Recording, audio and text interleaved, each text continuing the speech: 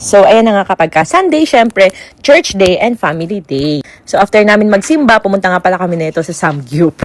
Pero nakakatawa kasi nagdala kami na kung ano-ano. Kasi nga, bumili ako ng parang Wagyu cubes na authentic sa Japan. Tapos bumili na rin kami sa Korean store. Ayan guys, yun yung sinasabi ko sa inyo. 1K isang pack na ganyan. So, naisip ko na mag-Samgyup para maluto ko to. Ayan, bumili rin kami ng cheese at kung ano-ano pa, saka itong nori. Sinatnat nga napakakulit, pinapabuksan yung almond. So, kumakain siya ng chocolate. Alam nyo ba na pangatlong araw na namin to nagsasamgyup?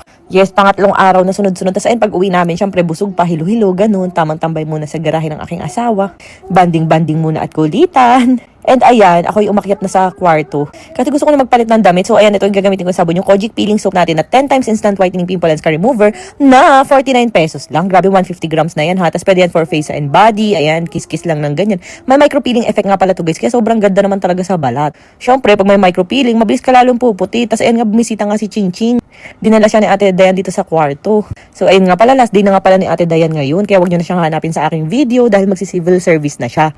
Ang alam ko kasi parang graduate ng criminology yun si Ate Dayan. Pero ayan, nag-hire naman ako ng bagong bantay, registered caregiver ata. Yun, sanay naman daw sa bata at matanda. Ayan, at syempre hindi lang yun ha, pati na rin sa kilikili. Ayan ang sikreto ng maputing kilikili ni Buntis. Imagine nyo ha, with a baby boy. Yes, magpa 5 months na tayong buntis with a baby boy. Pero ang ating kilikili ay maliwanag-liwanag pa rin naman.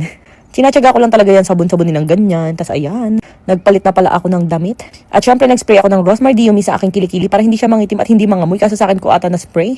Yes guys, 48 hours no pawis and bad odor ka dyan. At ikis-kis-kis-kis mo lang siyang ganyan and okay na. Pwede nga pala sa mga bagets buntis at lactating. Hindi lang yan pang kilikili, pwede rin sa paa, lahat ng bumabantot, ganon. At nagpabango na ako ng favorite kong pabango and ready to sleep na. Ayan na, sinatnat napakakulit. Larong-laro, ayan o, diba? Ewan ko ba yan ang trip niyang laro. So ayan lang, good night.